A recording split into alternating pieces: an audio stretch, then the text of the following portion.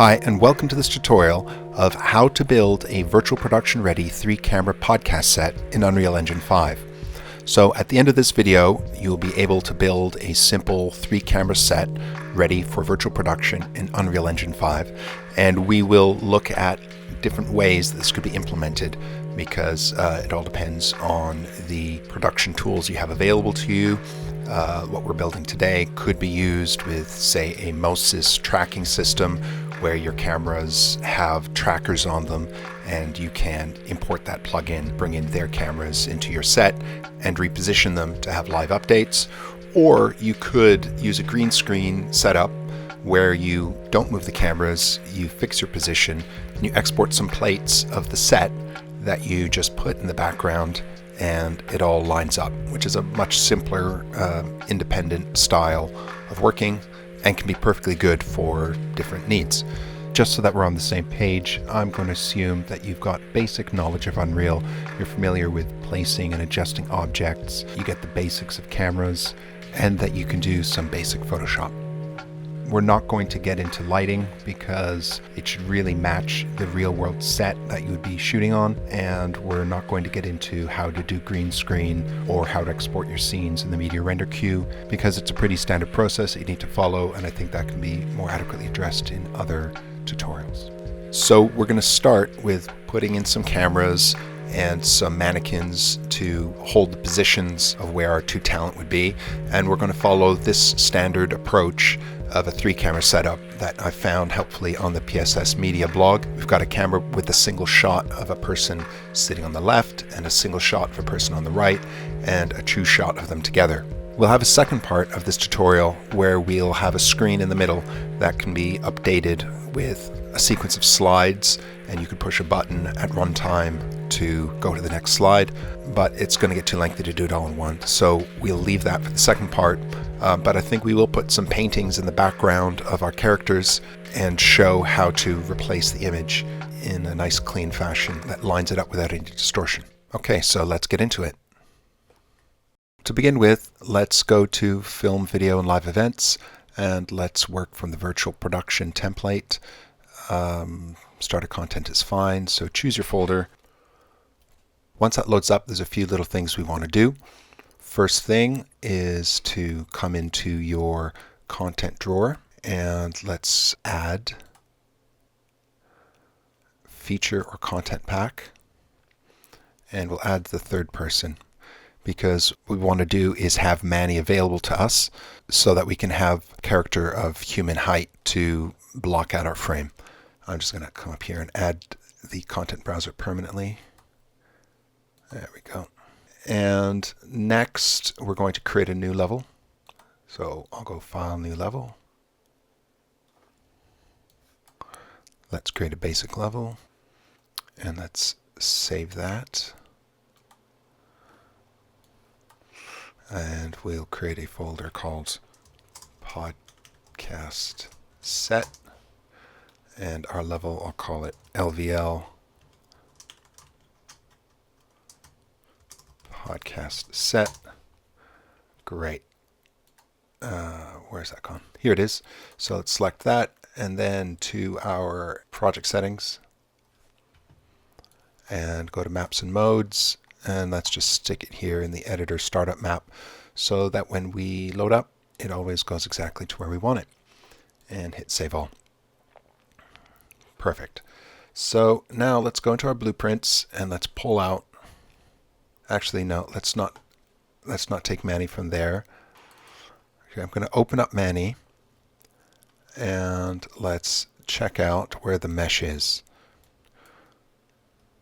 where the skeleton mesh lives. Perfect.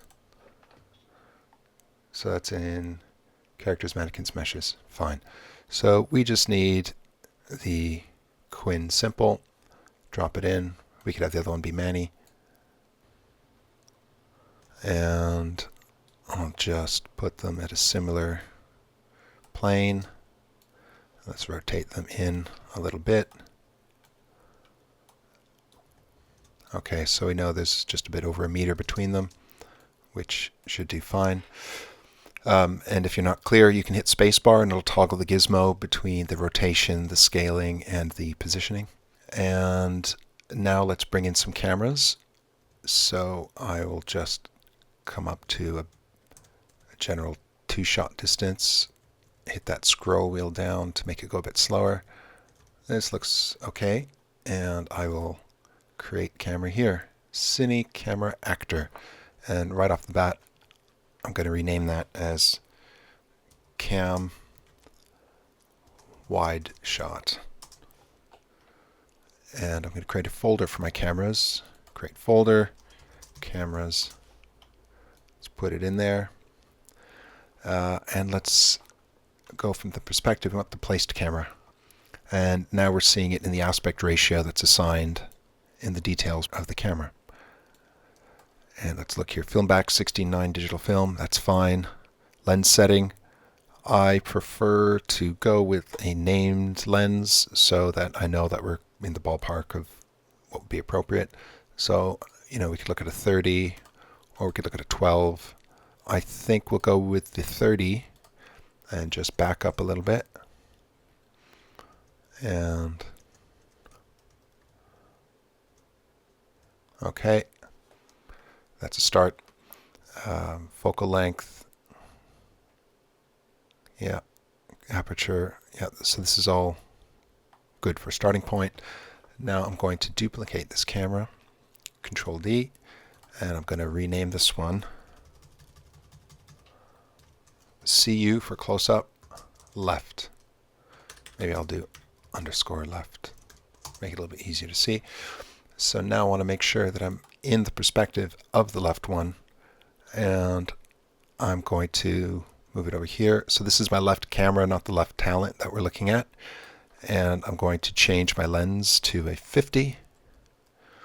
Let's see, an 85. Yeah, this is a bit more along the lines of what I want. So I'm just backing up a little bit, just roughing this in. And let's just change the focus.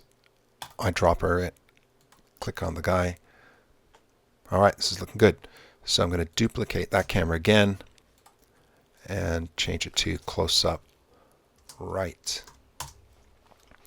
And now swing the camera around and, oh, I made a mistake there. Let's click on the left camera.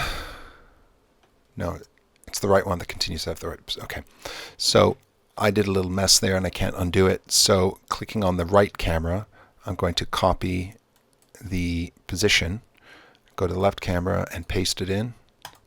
And now click on the right camera, right click on the rotation, copy it, go to the left camera, paste.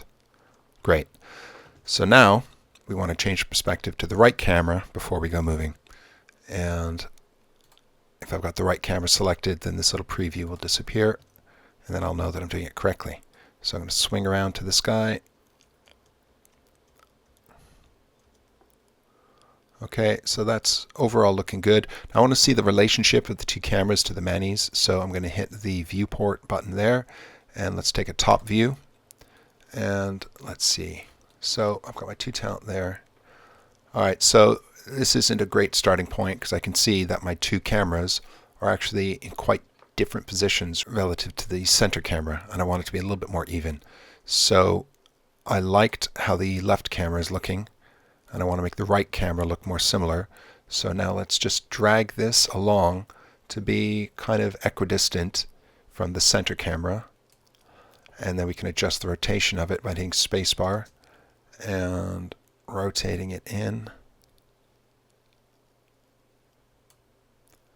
Okay, now if we shift click on the left and the right, there we go. They're more or less in the similar relationships, so this is fine for our starting point. And we can click the viewport button again and come back to the main view. So I'm going to jump out of this so we can see the whole scene. And I can't see the cameras, so I'm going to hit the G button, which toggles the visibility of things you see only in editor mode. And we've roughed in the relationship of our cameras to our talent. And of course, these are all things that we will be turning off when we get to the, of course, the talent we'll be wanting to turn off when we get to looking at our final set. They're really just placeholders. So I'm going to create a folder here called placeholders. And I'm going to move the two manis into it so I can then easily turn them off. So this would be for the two characters, and we'll have a table and chairs that we can toggle on and off. So they're there to line up our shots, but we can make them go away when we actually want to look at our set. So this is looking pretty good. Let's save this and close it, and we will now focus on building the set in the next part. Okay, so now that we have our two manis holding the position of where they're going to be in the set, and we've got the three cameras roughed in, let's look at building a set. So first thing we want to do is load up the fab window. And I can see here that fab isn't ready to go. I don't have it. There's no fab button. So let's check my plugins. And let's type in fab. And it's not showing up. Okay, so that's not the way that's supposed to be. So I'm going to close out and go back to the launcher. And if you find that it's not here in your installed plugins, what you want to do is go down to your library, search for fab, install to engine, make sure you install it to the correct one, and you'll be good to go. Now if you don't have the Fab UE plugin here, you need to look for it in the marketplace. Great, and we can see here we've got the fab button now. So I'm going to click on that and it'll load up. You need your internet connection to be live for this to work, and the language is fine. Let's just stretch this a bit. Make sure you're logged in. I can see that I'm logged in. Perfect. So first thing I want to do now is find a table, because we want to set up an appropriate distance between our two talent. And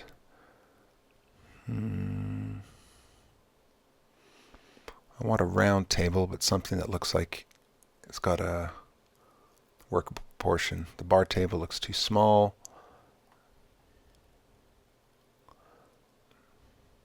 Tab around. Let's look at this. All right, let's give this one a shot. Now, we do want to make sure that the license terms are appropriate for your intention of your project. You've got to be really careful with every asset you pull in and make sure that it is respecting the wishes of the creator. So you may have to pay for something, you may get it free, but you want to be on the right side of that. So I'll click on Add to my library, and let's pull the table out. And it is a bit small, but that's fine, because again, this is just a placeholder. So I'm going to stretch this up, and now I want to be sure how high I'm making this. I believe the average table height is about 75 centimeters. Yeah, the average table height is 71 to 76 centimeters. So let's bring in a cube, which we know is a meter by a meter.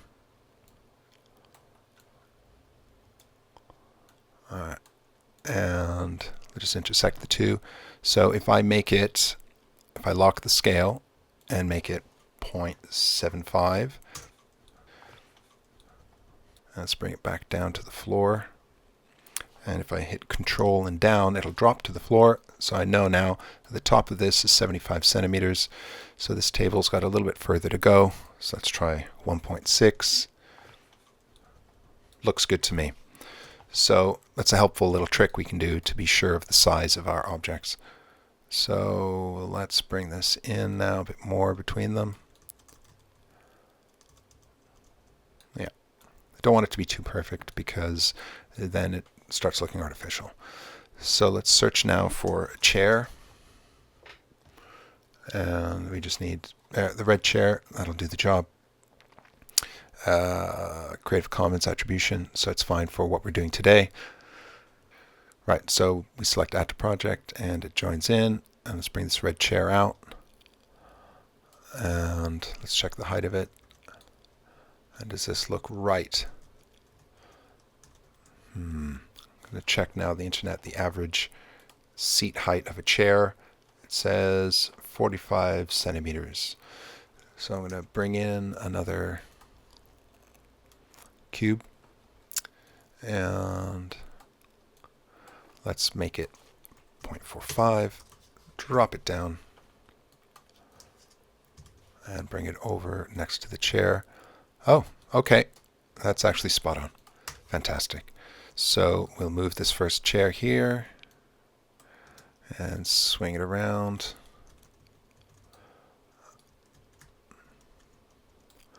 And I'll duplicate it and bring it to the other side. So hit Alt as you drag, and it will duplicate the object. And now I'm going to just tuck it in. And now we can take our two manis and bring them down to seated height. So just kind of judging where the bodies would fit if the legs were bent. And we could pose them, but it's not really a good use of time because this is just a placeholder to make sure that the framing of our cameras and the proportion of the set and everything is working correctly. So I can imagine now if this guy was actually posed in a seating position that his legs would come out forward and he would be just fine there. So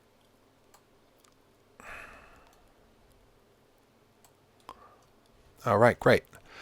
So that's generally the height that we want. And I'm just going to save everything.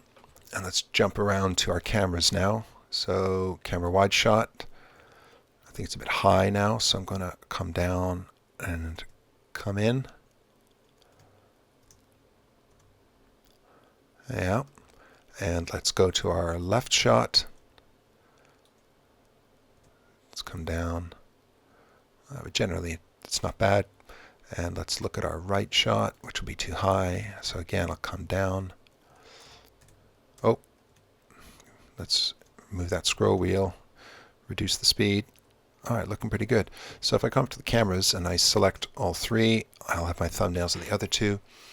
And I think this is looking pretty good. This is like what we were looking at before with the sample images at the beginning of the tutorial.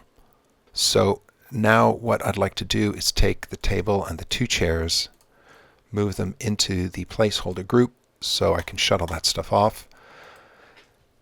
And let's get on with building our set. Let's build some walls. So I'll bring in some cubes, and I want to make this, let's say, 3 meters tall, and I want to make it 10 centimeters thick. Okay. So let's rotate this, make sure it's flat to the ground, and let's bring it in now behind the talent. Okay, so if they had a flat wall behind them, that looks good. And let's say the length of the wall is a bit more like 7 meters. Fine. And I'm going to duplicate this and rotate it 40 degrees. And now I want to move it over. I can see that it is intersecting nicely with that wall. And we're going to duplicate this, Alt drag, bring it along, rotate it 40 degrees the other way. That's not quite right, so I'm just going to type in here -40. Great. And let's get back to moving it and bring it down this way. So that is roughly in some good positions for the background walls. So we want to put some paint on those walls. So I'll see if there's a paint texture. And price, free, wall paint, and with Quixel. Sounds great. So let us add it to the project.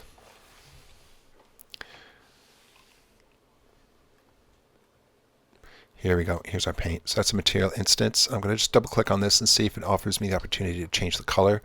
And there is the base color texture, base color tint. So I think I want to go with a bit of a light blue, some kind of robin's egg thing. I'd hit OK and save that and close it. And now let's bring it onto our walls. Okay.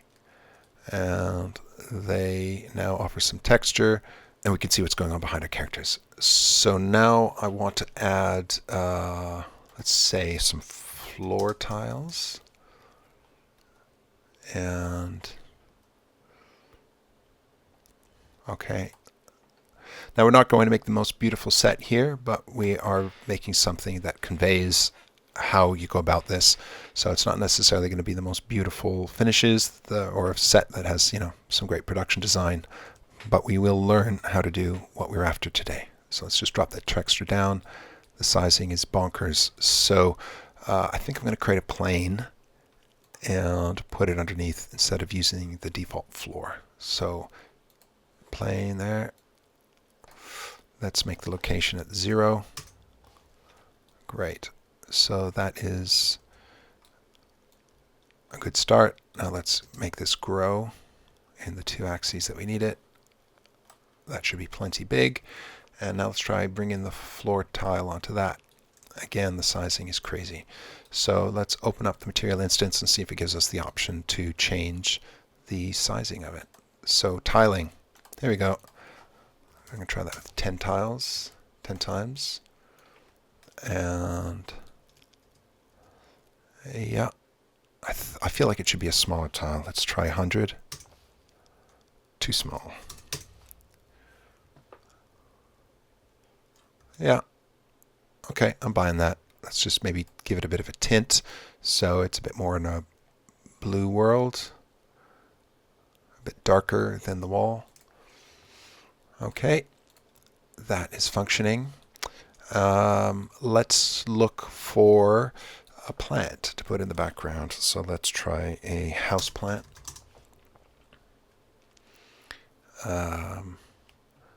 Okay, I'm sure I'll be able to find something for free for the purposes of this project. So let's put that in.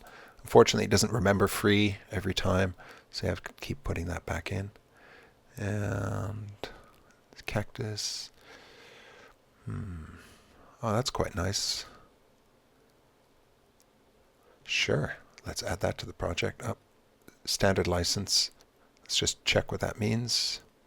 Okay, and this says non-exclusive, non-transferable, licensed to privately use, reproduce, display, and perform, modify content from the Fab Store.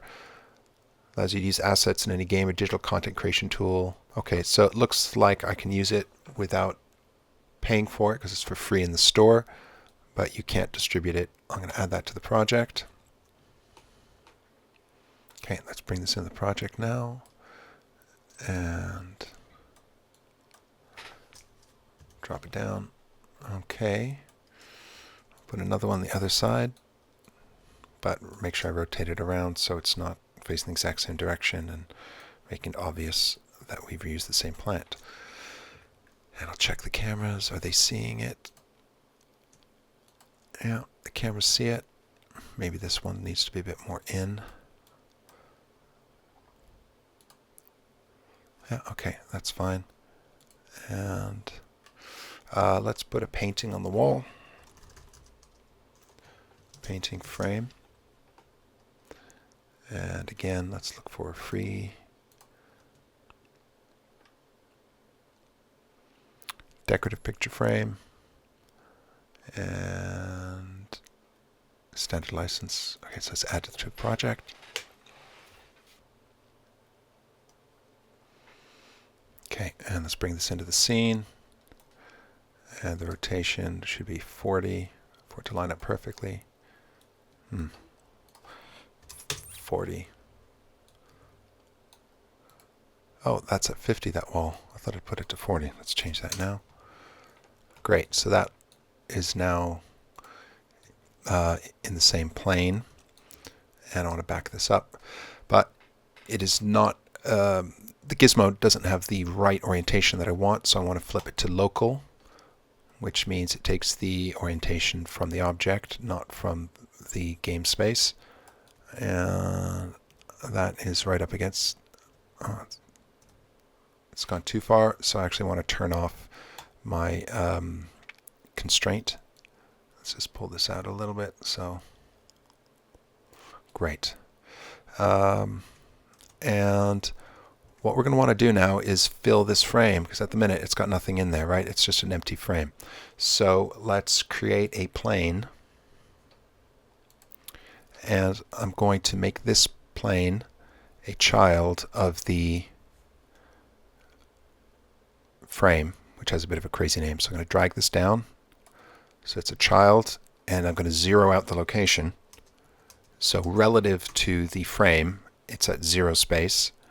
And we need to change some of the rotations here. So I'll make the rotation 0.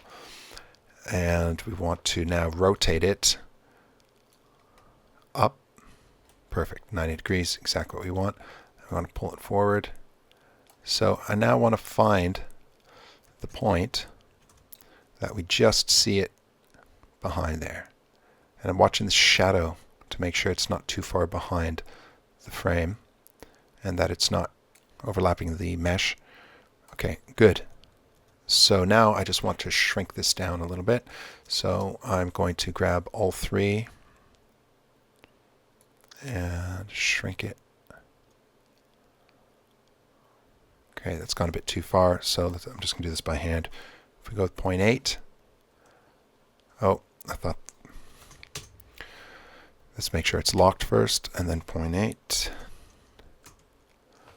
Okay, 0.8 seems to work just fine because it's cleared the bottom edge, it's cleared the top edge, and we're not worried. It's cleared the top and the bottom edge, and we are not worried about the sides because when we create the PNG that we're going to drop in, it will trim itself because there will be an alpha channel applied, which will cut it out correctly. For us to know exactly what measurements we want to work with in Photoshop, we need to do a bit of measuring quickly. So I'm going to go to another view. Let's go with the right view. This will be fine. And I'm going to grab that picture frame again and drag it out here. And let's zoom in. Okay, I need it to be a bit bigger, so let's, there. Okay, now if you hold the middle mouse button and drag, it's going to measure for you. We've got a width of 50 in relation to a height of 77. So 50 by 77 is our aspect ratio. Now let's jump over to Photoshop and let's create a new image that is 1024 by 1024. I think that'll be plenty because we will not be going close to our painting. It's always going to be in the background. And option double click on the background to make it an actual layer. We are going to now search quickly on the net for a picture that we're allowed to use. So jumping back here, let's look for free painting image. See what we get here. And let's check Pixabay. What's a painting that wouldn't look crazy in the back of a podcast?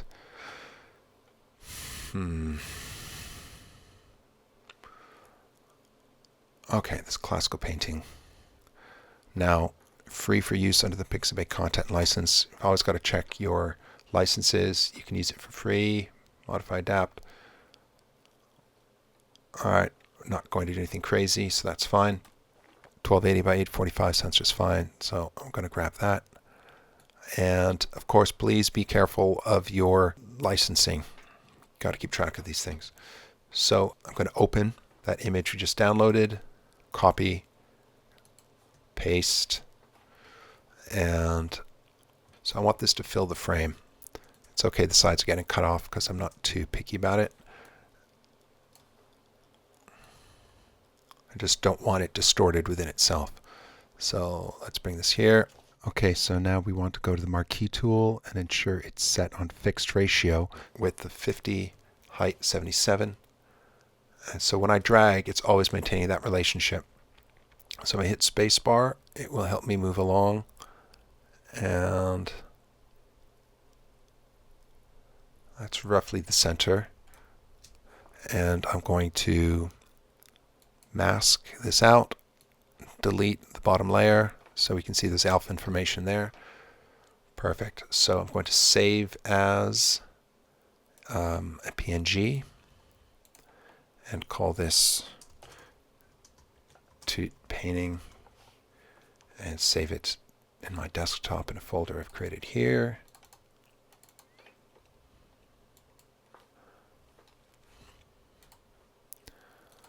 Now, back in Unreal, I don't want to be in the fab folder. Podcast set.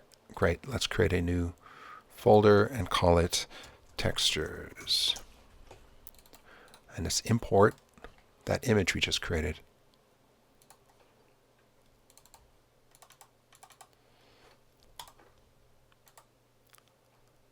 Great. It's there. So let's create a folder called materials. And in here, we're going to create a new material, M painting. And in here, let's open this up. Okay, we want to change our blend mode to masked. And let's, I'm going to hit Control Space and go to our texture. Just drag the painting in. And right away, we've got a texture sample. So I'm going to bring the RGB into the base color and bring the alpha into the opacity mask. If we look at our preview image as a plane, we can see it's trimmed. So if I disable the opacity mask, you can see it's just stretching out those last pixels. But now it's cutting and maintaining the aspect ratio that we had chosen in After Effects. So when we apply this to our plane, it's going to work out perfectly. Now, just for some good housekeeping, I want to change our texture sample to a parameter, and I'll call this source image. Let's apply and save.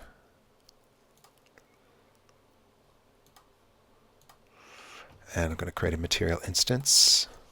So mi painting, call it 01. And let's go back now to our view of the set. And I'm going to take this material instance, drop it on the plane, and things should be trimmed just perfectly. Yeah, looks great. All done. And what's great about this method is we could create other instances, just replace that texture as long as we've got the same aspect ratio or like the same trim happening in Photoshop. It's always going to make sure they fit perfectly, and we don't have to worry about having stretched something or squashed it in Photoshop and then bringing it here and then applying it and then having to re-squash or stretch and never getting it right and always having that doubt in our mind. So I want another painting on the other side, so I'm going to grab the object and the plane. Oh, why do we have another one? Is this the one that I measured? I forgot it here. Where's this guy? Ah, there it is. Yeah, it doesn't belong. I'm going to delete that. Now let's grab this one. And I'm going to hit spacebar and Alt drag. So it's fine. It only took the picture frame. I'm not that bothered by that because I'm going to show you how to fix that in a second. And let's swap over to global. I'm going to hold Shift so that the camera moves with it. All right, we've intersected the wall. And I want this to be -40. Because I remember that's what I'd set the background wall to. Yeah, -40. Cool. So now let's push this back on its local axis up to the wall, just off the wall. And fine. So I'm not going to do any fussing to get the plane from the other side over there. I'm going to just come over to the outliner and duplicate that with Control D, drag it down to the new frame. So even though it's over there, it is now the child of the frame that's over on this side. And we want to make sure that the location and rotation is the same as the first one has to its parent. So I'm going to select plane 2, right click on location, copy, go to plane 3, paste. You see it's just jumped over it, but the angle's wrong now. Let's go back to plane 2, copy the rotation, plane 3, paste. And it's all good now, except it's facing the wrong direction. So I'm going to go to the rotation tool, rotate it 180 degrees. And if I come look close, it's working. We are in business. It's exactly where we want it to be. Now, of course, as I said, we could change what that image is. really easy by creating another material instance and swapping out the source image parameter by making this active and then coming down and choosing another image. We could just do that right now. Pretty crazy, but of course this doesn't have the same alpha information as the painting that we have prepared does. So I'm going to undo that and save that and close. Okay, so it's a little bit dry back here. Let's bring in a TV. And we want to make sure it's a freebie.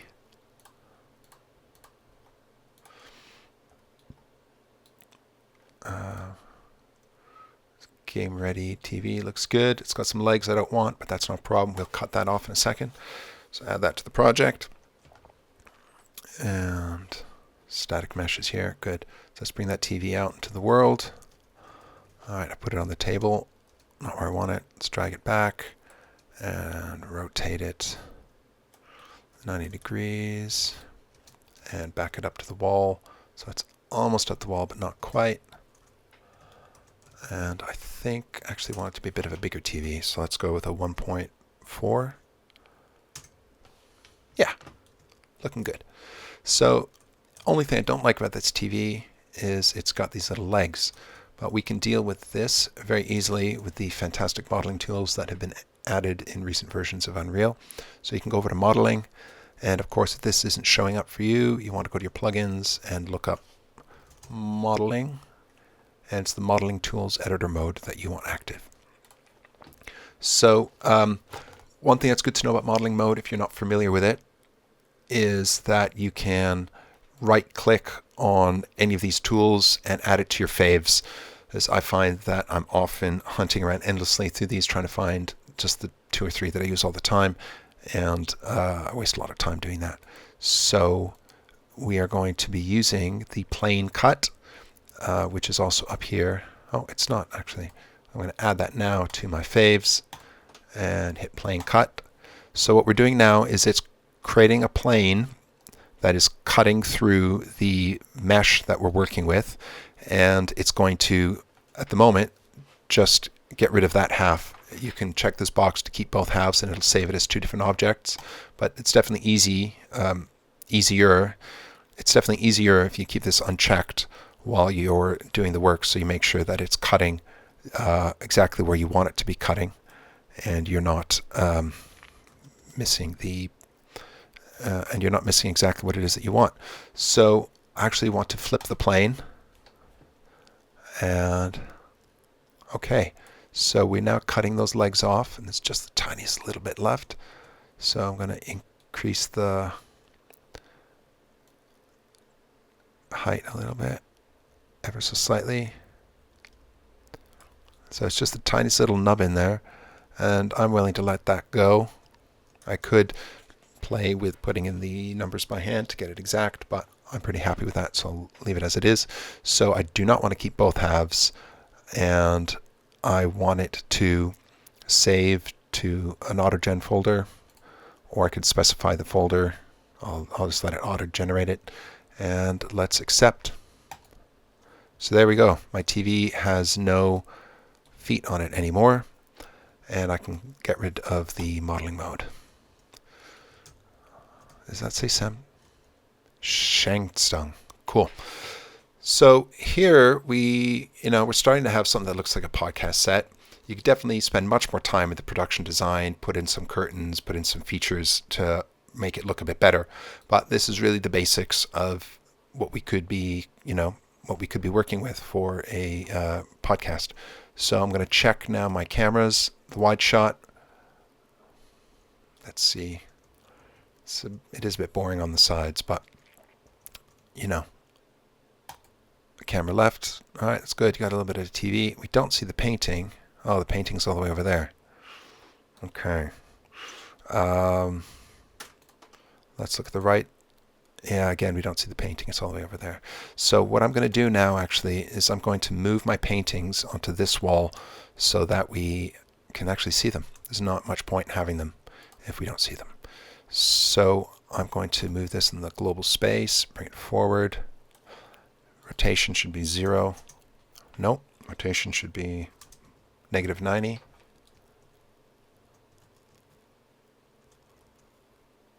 Oh, you know what I've done? This frame is backwards,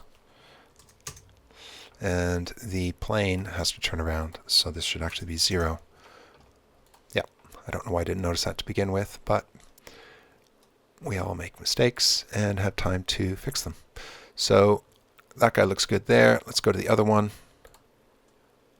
Bring it out in space. Figure out our rotation. I want it 90 degrees. I think that's right. Yep. Let's drag it back to the wall. Okay, and let's check our cameras now. Left one. Yeah, it's... And let's go to the right side. Oh, let's undo that. That's what I wanted to do, slide it along. Okay, and I'm going to double check my focus. Alright, and the 2-shot. Yeah, okay. I think I put the paintings at different heights, so I'm just going to copy the height of the one and apply it to the other one. And yeah, that's looking okay. Now the lighting, of course, we haven't even looked at that yet. Lighting is a bit insane. You'd never have the sun lighting your podcast. So we could get into putting in some lights, but you really want to make sure that that is matching what you do in the real world so that your talent has the lighting that matches and helps with the composite of the shot, you know, the integration of the two plates, the real and the virtual. So I'm just going to toggle our placeholders, and that's looking pretty good. So let's stop here for now, and we will continue the next section talking about ways of making use of this as an actual podcast set background. Now that we have our placeholders in and we've built a rudimentary set, which of course you could spend hours and days on making it look fantastic and photoreal or really cool or whatever it is that you're after, let's look at how you would actually use this as a background in your podcast. So if you are working with a high-end system like Moses that has trackers that are looking up at a star system on the ceiling of your studio, you'd have the Moses plugin that would create cameras for you in Unreal that you would automatically have linked to real cameras, and they would be looking at the perspectives of your set, and you'd have them set up in a similar relationship as our cameras here. And when you would move the real camera in space, the camera in the virtual set would move. And in that instance, you want to make sure that our placeholders are all off so that you don't have a real table and a real chair and a real person with the virtual ones behind them. So you would turn this off and you'd use that plugin and everything would be great. And then in the alternative situation where you would be shooting with static cameras, and you could now do this quite inexpensively with iPhones or any cheap camera you've got available to you, you could figure out the height of your camera by measuring it with a tape measure, make sure that your camera is a similar height and similar rotation and everything, and really try and make sure that it lines up visually. And then you could export that camera's perspective.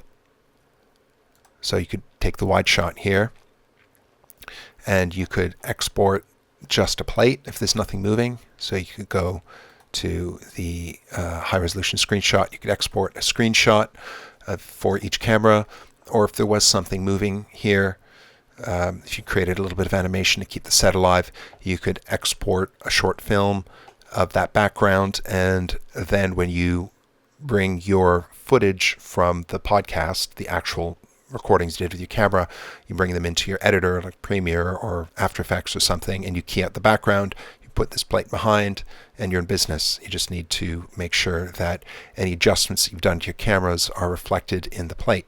So you could have a number of background plates to use, and that works just great. So this is how you build a virtual production-ready 3-camera podcast set in Unreal Engine 5. We'll do a second part where we'll focus on the TV screen, and we will be able to take a PDF, like a 10, 20 page PDF, and have various images in here that you could advance or back up in the sequence with the keyboard live in production. So thank you very much for listening. I hope this has been helpful. Please let me know if you have any comments or suggestions, and I'll see you next time.